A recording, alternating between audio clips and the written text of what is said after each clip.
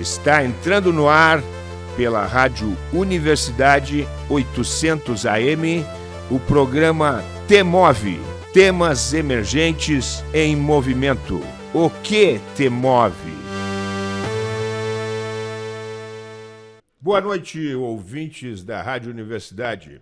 Está começando mais um TEMOVE, Temas Emergentes em Movimento. Boa noite, eu sou a Maria Aparecida Azolim, pedagoga da Coordenadoria de Tecnologia Educacional da UFSM, e junto com o professor Clayton Hillig, apresentaremos o programa de hoje, direto dos estúdios da Rádio Universidade 800 AM. O programa TEMOVE, Temas Emergentes em Movimento, é um projeto da Coordenadoria de Tecnologia Educacional, vinculada à Pró-Reitoria de Graduação da nossa Universidade Federal de Santa Maria. Proporcionamos aqui um espaço de conversas e troca de ideias através de entrevistas com os palestrantes do Temas Emergentes e outros convidados. Hoje, a nossa conversa é com o professor José Leme. José Leme é doutor em Educação pela PUC de São Paulo, mestre em Educação pela mesma instituição, formado em Psicopedagogia pela Universidade São Judas e graduado em Filosofia pela Universidade São Francisco. Atualmente atua como supervisor de educação na Fundação Professor Dr. Manuel Pedro Pimentel, FUNAP São Paulo. Tem experiência na área de educação, com ênfase em educação de jovens e adultos em situação de privação de liberdade e formação de professores. Seja bem-vindo, Zé. Seja muito bem-vindo, Zé. É um prazer recebê-lo aqui nos estúdios da 800 AM. E a primeira pergunta é a que dá o título ao programa. O que te move? O que me move? Isso. Nossa, acho que assim, na minha história, né? Eu completei esse ano 35 anos de docência. E na Fundação, 29 anos, trabalhando com educação nas prisões. E assim, posso garantir que foi uma surpresa. Lá em 93, quando eu fiquei, né, tive um convite para participar de uma seleção de monitores na época. Eu moro aqui em Caieiras, na Grande São Paulo, do município vizinho, Franco da Rocha. Em 93 só tinha uma única unidade prisional. E uma amiga minha convidou, falou, olha, vai lá, estão precisando de gente para lecionar. E assim, o primeiro impacto foi, né, não conhecia, existia educação dentro das prisões. E acho que foi o amor à primeira vista, né? Depois daquele momento, nunca mais consegui abandonar esse universo, esse outro mundo. E de lá para cá, né, eu tive a possibilidade de exercer outros cargos e funções, né, quanto monitor coordenador dentro das unidades prisionais, durante 10 anos como gestor, sendo gerente e superintendente. Então eu consegui ter, assim, eu acho que uma experiência bacana, uma visão do conjunto, né, do Estado. Para quem não conhece, infelizmente São Paulo tem uma população que corresponde a quase 35% da população prisional do país. É um número muito expressivo.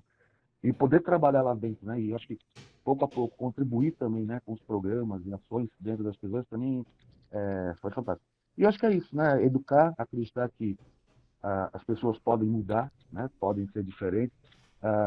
Paulo Freire já falava, né? Ninguém está pronto, então existe a possibilidade de a gente começar de novo, né? De fazer outros caminhos e de, acho que, ressignificar a nossa própria trajetória.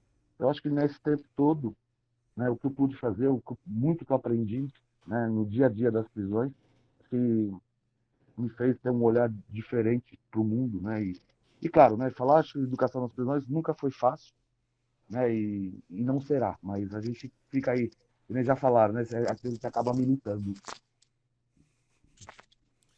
Muito bem. Vou te fazer uma pergunta difícil, se me permite. Como José Leme define Zé Leme? Zé Leme. Ô, Clayton, eu posso pedir ajuda às universitárias aqui? Ele Sem trabalhou. falsa modéstia, Eu vou te professor, contar uma. sem falsa modéstia. Não, assim, eu trabalhei durante 2 anos no Carandiru. E lá a gente tinha uma equipe de monitores presos. Eram 7 monitores presos que trabalhavam com a gente. Uma experiência que começou naquela unidade e numa penitenciária de Venceslau.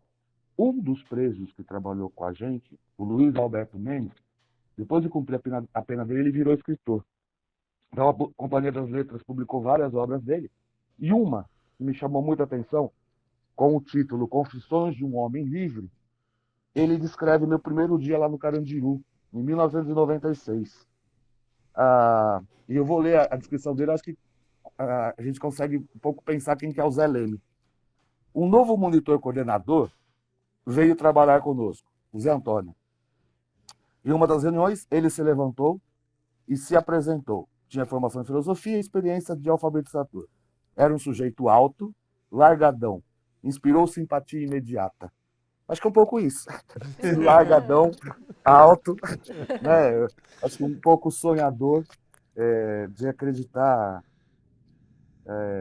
sei lá, ser otimista, né? De tentar acreditar que a gente pode fazer um mundo diferente, né? Que o mundo que está aí, ele não está pronto ainda, né? Então existem possibilidades, existem, pelo que a gente fala no meio pedagógico, em algumas brechas que a gente vai buscando construir o. Eu gosto muito de uma expressão do Paulo Freire, o inédito viável, né? Eu Uhum. acho que essa acho que é um pouco o Zé.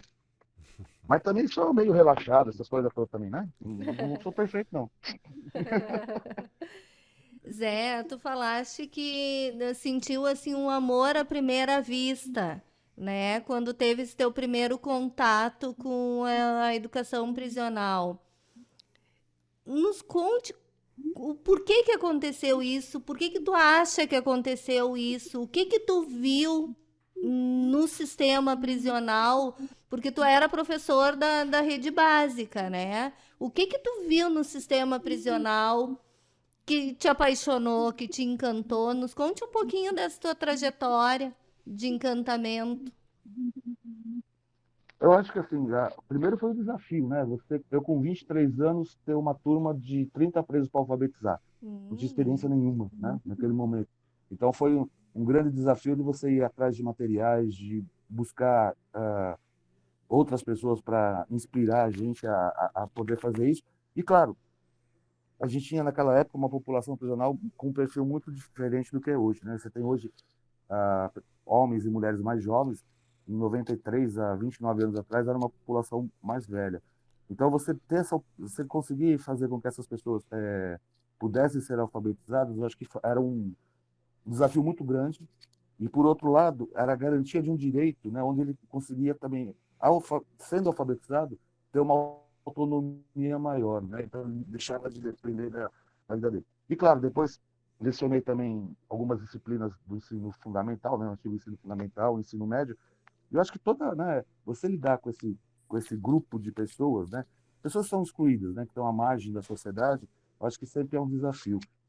E eu brinco, né, quando eu leio as bem-aventuranças, eu falo, eu tô lascado, porque o dia que eu me deparar com Deus, ele vai falar, se eu tentar falar para ele, olha, você estava preso, eu fui te visitar, ele falou, você não tem mais do que a sua obrigação. Né? Então, não vai ter desculpa, eu vou ter que arrumar umas outras qualidades para me dar bem.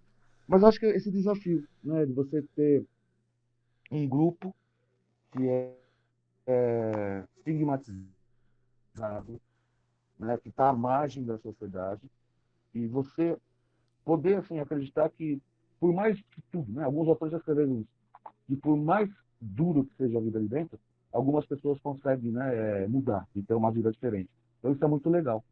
E é curioso, Maria, aqui em São Paulo, às vezes você está no centro da cidade, quando você está andando, alguém fala, ô senhor, você fala, caramba, né, é egresso do sistema.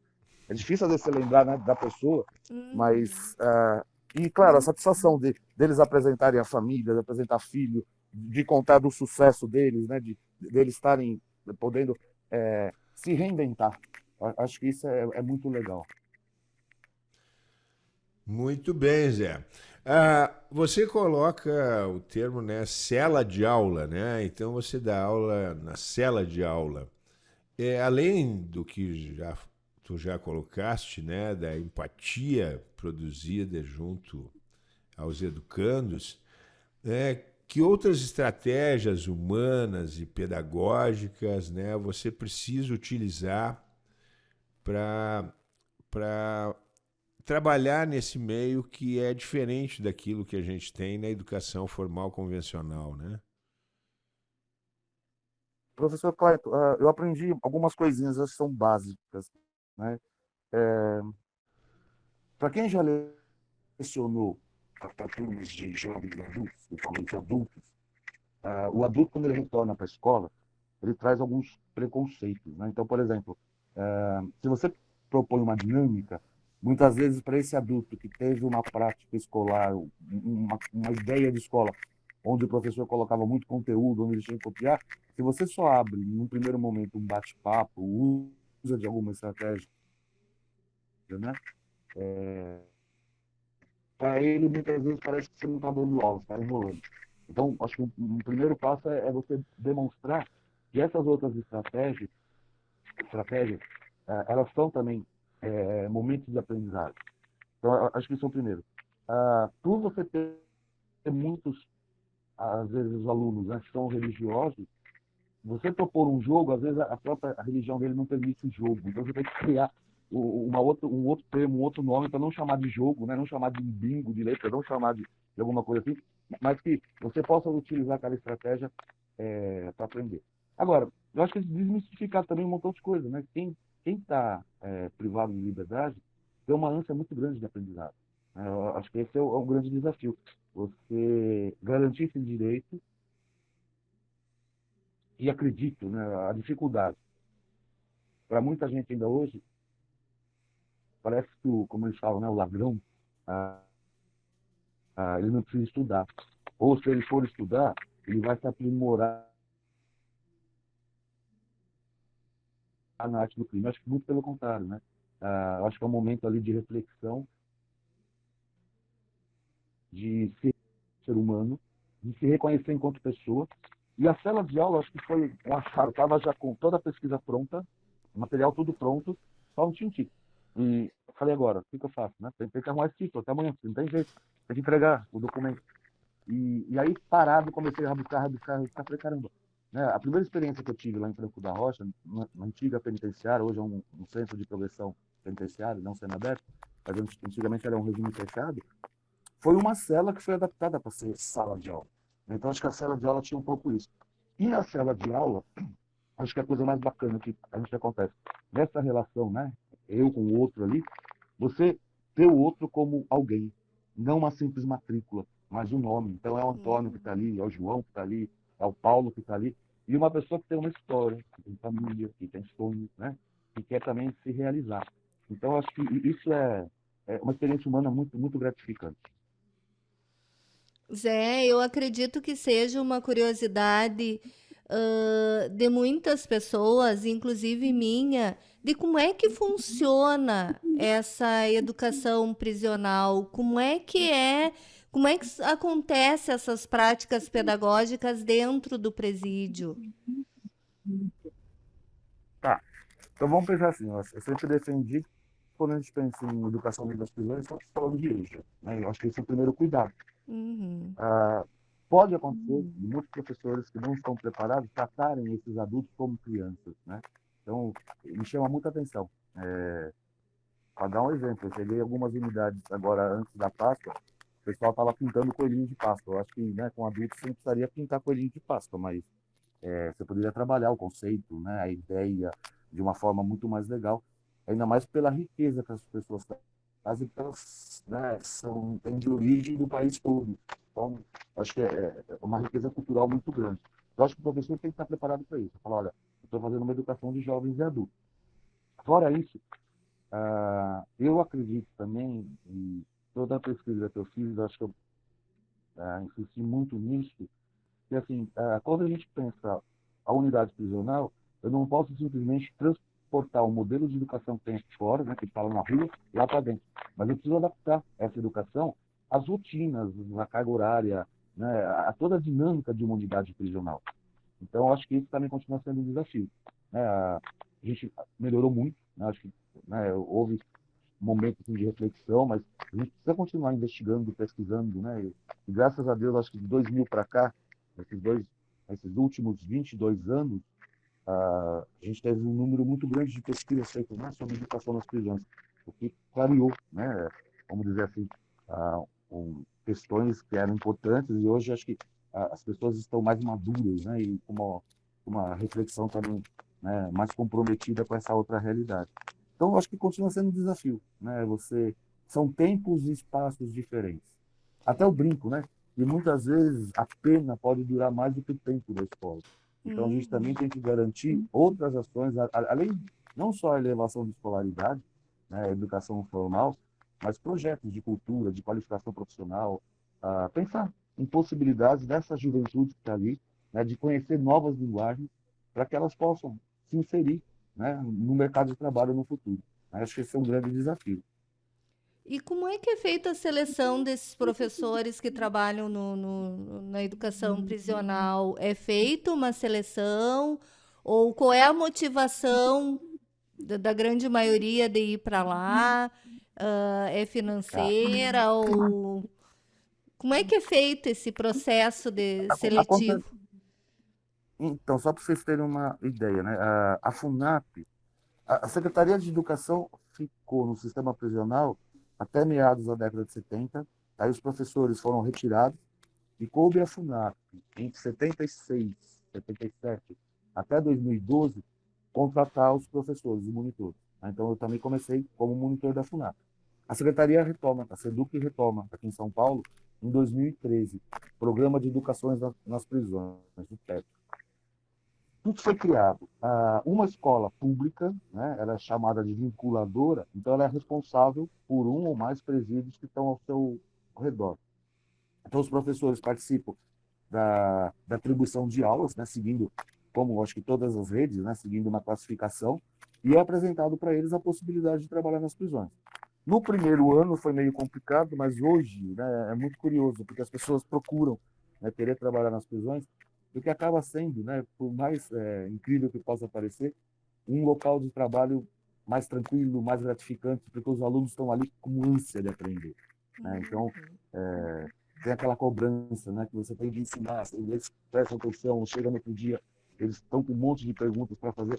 Então, é muito gratificante isso. E claro, né, até o brinco, a disciplina ali dentro é incrível, né, porque não ser disciplinado na cela de aula configura em falta, né, e isso vai acarretar problemas para o aluno. Então, eles procuram, né, ser corretos, aquilo que a gente fala, né, ser um bom preso, estar comportadinho, bonitinho, participar.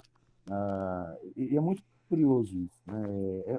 Aquilo que a literatura traz é um outro mundo, né? É um mundo que talvez de perna para o ar, de ponta cabeça, mas com regras, né? Com uma maneira de se estruturar que é muito interessante, que a gente vai descobrindo, né? Pouco a pouco, os códigos, né? Tudo que está ali dentro, o que a gente pode e o que a gente não pode fazer.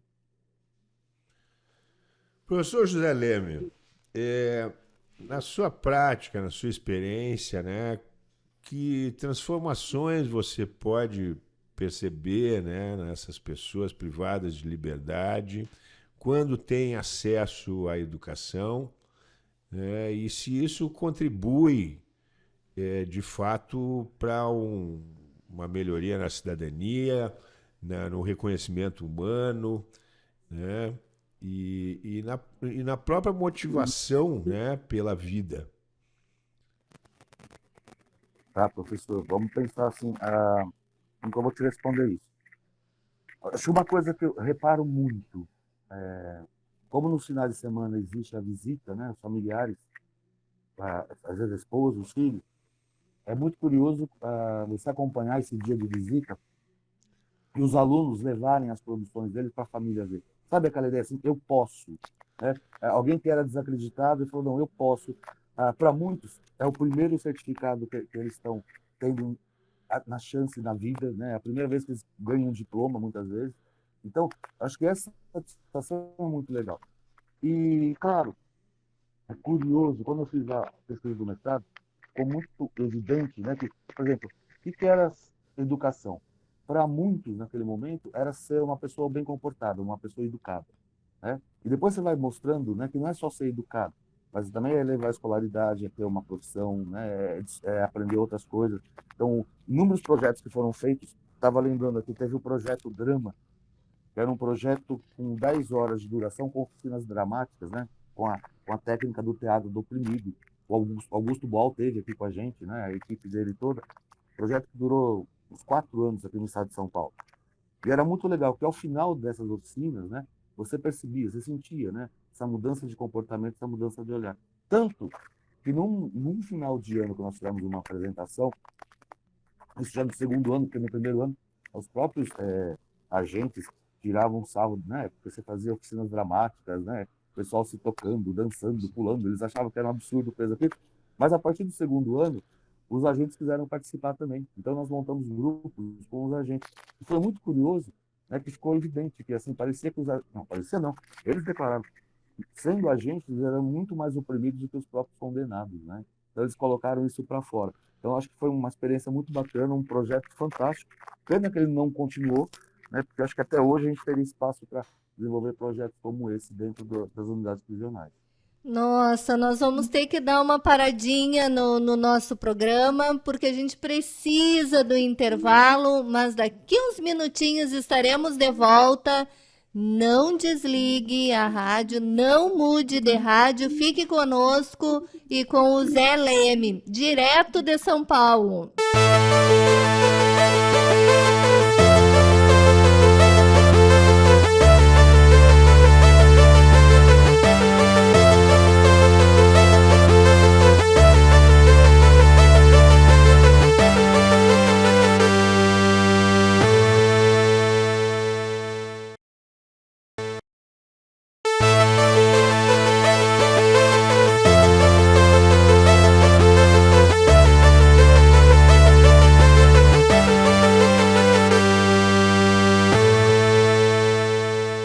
Estamos de volta com o TMOV. Para você que ligou o rádio agora, seja muito bem-vindo. Você está ouvindo o programa TMOV pela Rádio Universidade 800 AM. Hoje, com a presença do professor José Leme. O TMOV é um programa de conversas e troca de ideias através de entrevistas semanais com convidados. Traremos sempre assuntos sugeridos pelos parceiros dos temas emergentes. Zé, quais são as maiores dificuldades que tu encontra na educação prisional? Eu acho que ainda o baixo investimento. Acho que a educação no geral, né? A educação prisional reflete um pouco esse baixo investimento. Acho que precisaria investir mais. A gente já, pra vocês terem uma ideia, em 93, o estado de São Paulo tinha aproximadamente 42 unidades e a gente tinha uma equipe, não só de educadores, mas de coordenadores pedagógicos, de supervisores, muito maior do que hoje, que nós estamos com 179 unidades. Então, o estado não acompanhou isso. Claro que depois com a SEDUC agora estão com mais de 1.600 professores trabalhando no sistema prisional. Então, isso foi um alívio, mas a gente ainda precisa investir mais. Acho que eu defendo assim muitas vezes de criar materiais que sejam mais específicos, sabe? Aquela ideia do Boaventura, né? Você tratar o diferente de forma diferente, né? Eu não posso tratar essa pessoa igual. O cara tem também necessidades diferentes, espaços diferentes de estudo, tempos diferentes. Então, eu acho que a gente vai aprimorar ainda mais. A gente tem muita gente pesquisando por aí nas universidades. Acredito que nós vamos produzir ainda muita coisa sobre currículo, sobre conteúdo, né? Pensando uma EJA aí que seja realmente uma prática, né? Que promova, assim, gosto muito da ideia de ressignificação da vida e que garante também, né, o conceito de cidadania, né? Recuperar a cidadania dessas pessoas. Então, precisamos investir. Não acho que, e aí não é só, né? A gente sabe, na periferia, em todos os lugares, a gente tem que gastar mais dinheiro com educação para criar aí as nossas gerações futuras de uma forma, pode falar, mais humana, mais crítica, né? Mais consciente do dia a dia. Zé, e a questão do preconceito, né? As expressões que são usadas com relação às pessoas em privação de liberdade são sempre bandidos, né? Se você acha que são bons, pega para ti, né? Então existe uma carga de preconceito muito grande, né, com relação a isso. Quem trabalha com educação prisional também sofre preconceito? Ah, sofre sim, eu acho que até às vezes a própria família, né? Tira o sarro, fala, pô, por quê? Por que você vai trabalhar com esse, né? Que nem você falou, ladrão, vagabundo, né? Por que você vai cuidar dessas pessoas? Você tem que se dedicar a outro grupo, sei lá. Eu acho que aí, qualquer grupo que esteja à margem, né? Que esteja fora, que seja diferente, a gente tem aquela mania, né? De tratar esses grupos como sendo inferiores. Eu lembro, nós tivemos aqui em São Paulo um secretário de Justiça, o Belisário dos Santos Júnior, numa das falas dele, uma vez lá na Secretaria de Justiça, gostei muito da metáfora. Ele falou assim, olha, um presídio, né, uma unidade prisional, é igual feira livre. Todo mundo acha importante, mas ninguém quer na rua de casa. Né? Então, é um pouco essa coisa, né? Você fala assim, né? Você tem que ter o presídio, você tem que prender, a pena tem que ser dura, né? Mas eu não quero saber do que está acontecendo lá. Então, né? Os presídios são afastados dos grandes centros, né? Eles estão escondidos. Só que existe toda uma vida lá dentro. E a gente precisa, acho que, olhar para essa realidade e saber que aquelas pessoas que estão ali, elas vão estar de novo com a gente, não convivem conosco, né? Então, como que eu quero que essa pessoa volte para cá? Né? O que eu vou garantir para ela que ela possa voltar e fazer parte de novo, né? Esse dia a dia com a gente. Então, acho que esse é o grande desafio, da gente mudar também a nossa maneira de pensar. E a sua pesquisa, José Leme, nos conta um pouco da história da cela de aula, tirando a pena com letras. Com letras. É. Então, aquelas coisas de maluco, né? Que você fala assim, bom, eu preciso fazer um mestrado.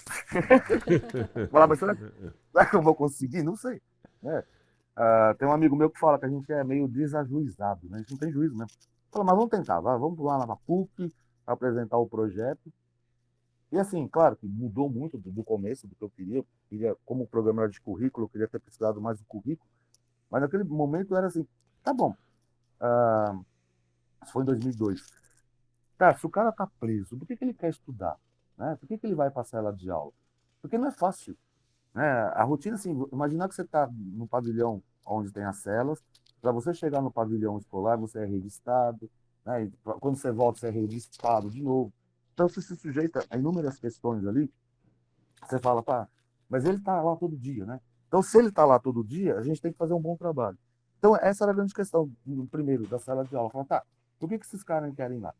E aí, a gente foi descobrindo essas coisas, né? De querer mudar de vida, de querer sair do mundo do crime, né? Aí você percebia que ah, na sala de aula, nas entrevistas, no dia a dia, né, você percebia que eles não usavam gíria, que era uma forma de negar o mundo do crime.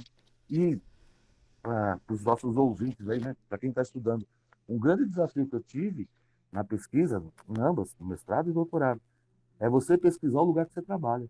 Né? Então você tem que tomar uma distância, né, fazer um exercício muito grande para não falar na primeira pessoa, mas se colocar, né, na terceira pessoa e analisar aquilo que você está fazendo. Muitas vezes fala, caramba, você está fazendo bobagem, né? Você tem que fazer diferente. Então, acho que isso foi um aprendizado muito grande no exercício. E graças a Deus, né, os mestres lá da PUC ajudaram muito, contribuíram muito, né, com essa questão toda. Tanto que eu, lá no mestrado, a minha orientadora foi a professora Ana Maria Saul, no doutorado, o professor Antônio Pisotti. Eu lembro que no mestrado, além de ter entrevistado os alunos e os professores, eu queria entrevistar os guardas que trabalhavam lá na escola. Eu achava importante saber da visão deles. E ela, não tem que entrevistar guarda nenhum, você já entrevistou o professor, aluno, tá legal. Na qualificação, aí, meu amigo, o professor Fernando Sala, da USP, estava fazendo parte da banca, né? A primeira questão que ele perguntou, tá, você entrevistou os guardas? Você sabe que você olha para o professor orientador? Eu falei, não tinha que entrevistar os guardas? E foi muito legal, assim, porque como a gente estava com prazo ainda, deu tempo de voltar para a unidade. e entrevistar os guardas. E foi bacana, né, esse olhar dos guardas, porque a gente tem uma ideia. Pelo menos aqui em São Paulo, né, eu acho que é parecido um pouco nos outros estados também da União. Você tem agentes penitenciários que trabalham só no setor de educação. E eles acabam sendo, né, vistos pelos outros agentes como aqueles agentes que estão sempre do lado do ladrão, né? Estão conversando com o ladrão, trata o ladrão melhor, trata pelo nome. Então eles sofrem um certo preconceito. E foi legal ouvir esse lado para você entender essa dinâmica também, né? Que são pessoas que estão ali que também, além de serem guardas, eles acreditam, né, na educação. E aqui eu acho que o Carlos Rodrigues Brandão gosto muito, né? Aquela coleção Primeiros Passos lá, que é a educação. Sim. Quando ele fala, não existe uma educação, mas existem educações. Então, você pensar que dentro de uma unidade prisional, além daquilo que é legal, né, que é a educação que a gente leva, que o Estado leva, existem outras formas também de socialização e você vai ter que aprender e vai ter que conviver com isso, né? Então, isso foi muito bacana descobrir lá. E claro, depois no doutorado, daí foi a outra loucura, né? Você acaba uma e já começa no outro. Falar, agora não vai dar, não. Tá? Não, não aguento fazer isso aqui, não é possível. Mas demorou, mas saiu. Foi duro. Muitas noites sem dormir, né? Mas você pensar assim, eu acho que a oferta da educação nas prisões, aí foi uma descoberta muito legal. Então, um pesquisador argentino, Scarfo, acho que todo o material que ele fez lá na Argentina ajudou muito. Né? Pensar assim, olha, você tem que adaptar todo o processo educativo para o universo, né, prisional. Você tem que garantir o acesso, né? Você não pode dificultar o acesso das pessoas. Eu acho que São Paulo melhorou muito, né? Hoje você tem praticamente todos os presos têm documentos, né? A gente sabe que para participar de qualquer projeto aí federal, Enem, no SPT, CPF, RG, né? Coisas que há 20 anos atrás os presos não tinham, e hoje a gente tem, né? Ah, você tem que garantir que essas pessoas também aceitem aquilo que está sendo feito, né? Eu acho que pensar em numa gestão compartilhada, numa gestão democrática, né? Dar a voz também para essas pessoas. Então, acho que foram algumas categorias que a gente conseguiu elencar e que servem para a gente avaliar hoje políticas públicas, né? E o sucesso dessas políticas. Então, isso foi melhor. Estou falando demais, né? O professor fala muito. Não, mas tá indo Não, bem, tá indo não, bem. Tô tranquilo. gostando de ouvir. Tô gostando de ouvir. Zé, tu falaste no Augusto Boal. Para mim, o Augusto Boal é o grande nome que nós temos na dramaturgia. Sou extremamente fã. O Augusto Boal conta sobre a história da Maria. Não, não sei se tu lembra, eu acredito que seja no Teatro do Oprimido. Uhum. Que ele conta a história da Maria, ele estava fazendo um trabalho em São Paulo e essa Maria era uma cadeirante e demorava assim em torno de 4 horas para ir para a oficina e 4 horas para retornar. E ela ficava lá 2 horas fazendo o trabalho com ele. Daí, na finalização do trabalho, quando eles fizeram um espetáculo, ela chorava assim, sem conseguir parar. E no final ele foi conversar com ela, né? Tentar entender o porquê daquele choro, né? E ela disse que era aquele momento onde ele viu, que ela viu assim as pessoas aplaudindo e ela foi a primeira vez que ela se enxergou, ela se sentiu vista. Que até aquele momento ela não da vida dela, ela nunca tinha se sentido vista pelos outros. Tu tens uma longa trajetória nessa educação prisional. Tenho certeza que tu deve ter inúmeras histórias de situações assim, de uma pessoa em privação de liberdade relatar isso, aquele momento de ter sido visto, de ter sido percebido como gente. Quer nos contar alguma dessas histórias? Posso contar. Não, eu acho legal, assim, quando você conclui um curso, né? Pelo que eu já falei, quando Experiência muito bacana que a gente teve. Vou citar dentre tantas, tá? Mas vou pegar um exemplo do Centro de Detenção Provisória de Diadema. Nós tínhamos uma parceria com a prefeitura, onde durante a semana eram desenvolvidas oficinas culturais. Então você tinha teatro, música, poesia, cada dia é uma oficina. E o legal é que, ao final do semestre, né, o diretor permitia que os familiares participassem do evento de encerramento. Então era muito bacana, né? Ali todo mundo se envolvia, né? Chorava junto, porque era tanto o interno ali que estava mostrando a oficina de cordel, né? A produção do cordel e ele apresentando para a família dele e a família dele, os filhos também vendo naquela pessoa, né? Alguém que era diferente. Eu acho que isso era muito legal. Teve coisas trágicas também. Eu estava lembrando esses dias. Hoje mesmo à tarde eu estava em Franco da Rocha, que eu precisei passar lá no Semiaberto, a unidade onde eu comecei. Eu lembro que a primeira turma, Maria, que eu alfabetizei, tinha o seu José. O seu José tinha uns quase 40 anos, era analfabeto, e a gente sabia que ele tinha uma amante, que assim, ele tinha um costume de no sábado o amante vir visitá-lo e aos domingos a esposa que vinha. E aí foi muito curioso, porque assim, eu lembro que numa semana, né, até hoje a forma mais comum dos presos se comunicarem é por carta, ele trouxe, ela falou, ó, professor, escrevi essa carta aqui para minha esposa e essa carta aqui para o namorado dele. Ai, não Mesma diz que carta, tá? trocaram. Aí ele trocou os envelopes. A Ah, carta da amante foi para a esposa e da esposa foi para a amante. ai, Eu meu lembro que numa Deus. segunda-feira, todo mundo chateado lá na sala de aula, eu falei, o que que aconteceu? Ah, seu Zé, deu um quebra-pau ontem aqui, porque a mulher dele veio no dia que a amante estava, foi um forró bodoque. Seu José, coitado, desconcertado. Mas eram assim, né? E tantas outras histórias que a gente, né, poderia estar lembrando aqui de coisas que você fazia às vezes sem querer. Quer ver uma. Acho que pode contar. Logo na primeira semana que eu estava alfabetizando essa turma, no primeiro semestre, assim, em 93, eu só tinha uma turma de alfabetização. No segundo semestre de 93, eu fiquei com uma turma de alfabetização e uma de ensino fundamental. O esquema eram de classes multisseriadas, né? Então você tinha do quinto ao oitavo ano os alunos juntos ali e de alfabetização também. E aí, professor, né? Você está ali desesperado para tentar pensar em estratégias, em materiais para poder ensinar, para poder, né? Ensinar não, mas desenvolver o processo de aprendizado. Eu lembro que eu fui no mercado e sabe quando você entra no mercado, você tem aqueles folhetos, né, com os produtos, com os preços. Eu logo pensei, falei, puxa vida, esse material aqui vai ser muito bacana, porque a gente vai poder fazer com essa turma aí de analfabetos listas, né, calcular valores, pensar matemática, língua portuguesa, pensar tudo. Pedi pro gerente lá, falei, ó, preciso de 30 folhetos dele, para levar para minha turma lá no presídio. Ele deu. Lembro que na semana seguinte eu comecei a trabalhar com esses folhetos e começou a criar um certo incômodo na sala de aula. Eu falei, caramba, o que está acontecendo aqui, né? Aí um dos alunos, assim, não se aguentou, falou, professor, peraí, seu Zé, né? Ele falava, seu Zé, esse folheto aqui de quando que é? Eu falei, dessa semana, aqui ó, a data, né? Ah, não, mas está errado. Só para vocês terem uma ideia, né? Naquela época,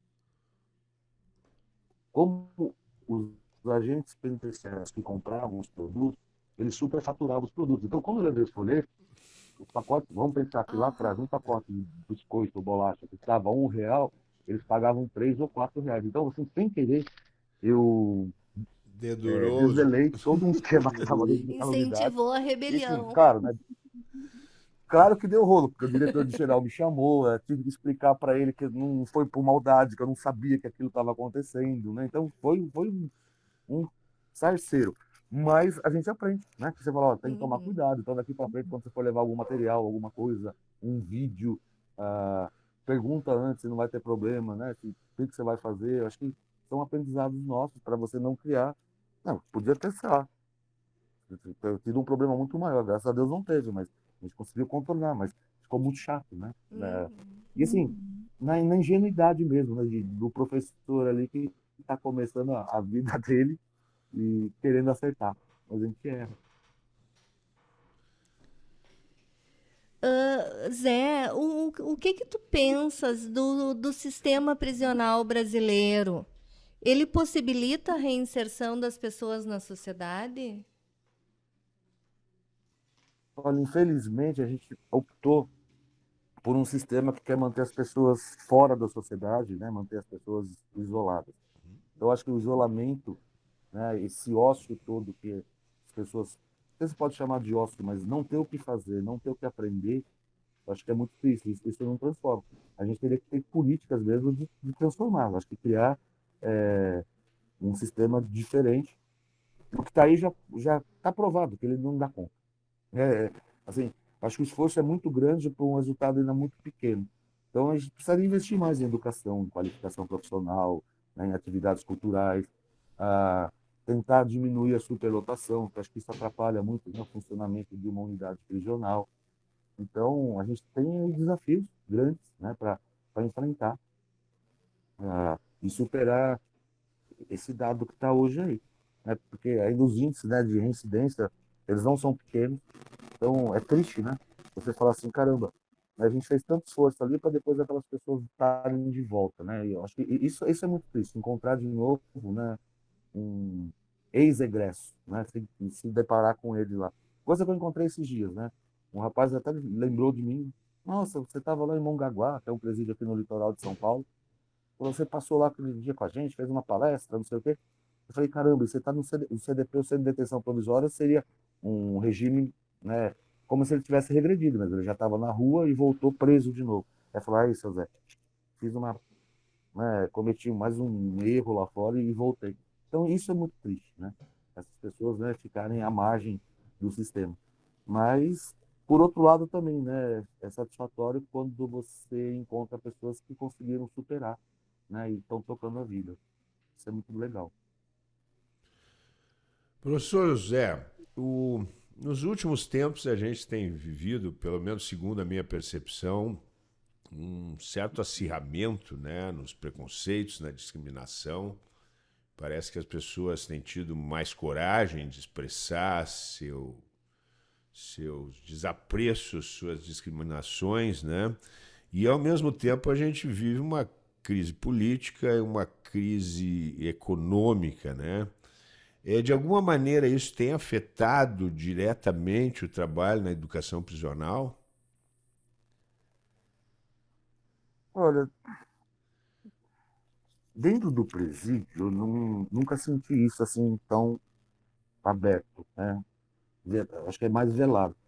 Muitas vezes, alguns dos funcionários, né, eles, é claro, você milita, vamos dizer assim, né? Gozado, assim, só esclarecer, quando me chamaram de militante, eu senti que foi uma certa ofensa, né? Não foi aquela coisa assim, pô, que legal que você faz. Não, sabe, você é militante, você é de esquerda, você defende, né, bandido. Então isso eu acho meio triste. Agora, é aquela questão, né? A minha relação eu-outro, né? O outro vai ser sempre inferior, não é isso?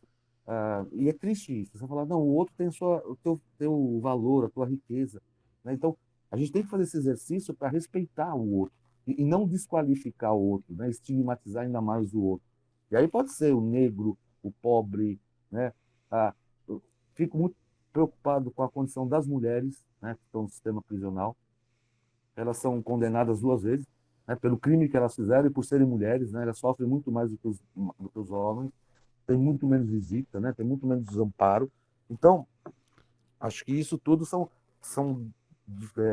desafios também, vamos dizer assim, mas questões que a gente precisa rever, superar. Né? Parece que assim, a gente é um pouco romântico, mas acho que eu tenho que olhar para o outro, né? Vou pegar o Levinas lá, né? Não uma relação, não eu o outro, mas eu tu, né? Conseguir enxergar no outro a possibilidade, né, de valorização desse ser humano que está ali também, que cometeu um erro, eu acho que qualquer um de nós poderia ter cometido, né? A gente pode acontecer alguma coisa, né? Mas e agora assim, dar as condições para que ele se supere, né? Mas eu acho que ainda o nosso sistema e uma outra questão, acho assim, né, para terminar o raciocínio, eu não sei, para quem é mais leigo no assunto, parece que a pena privativa de liberdade é a única solução que a gente tem para punir as pessoas. A gente sabe que o nosso próprio Código Penal, né, a gente tem penas alternativas. Então, acredito que em muitos casos a gente poderia rever, talvez dentro dessas 10 modalidades de penas alternativas, né, que a LEP traz, o Código traz, seriam medidas muito mais pedagógicas, do que você simplesmente privar a pessoa de liberdade. Né? Então, sei lá, você pagar uma multa, você ressarcir, né, aquele bem que você danificou, eu acho que para a pessoa seria muito mais importante e evitaria que ela ficasse ali presa. Então, acho que a gente tem que mudar isso, né? Esse paradigma. A pena privativa de liberdade não é para todo mundo, né? Acho que em alguns casos sim, Sim. outros a gente teria formas pedagógicas acho que mais eficazes.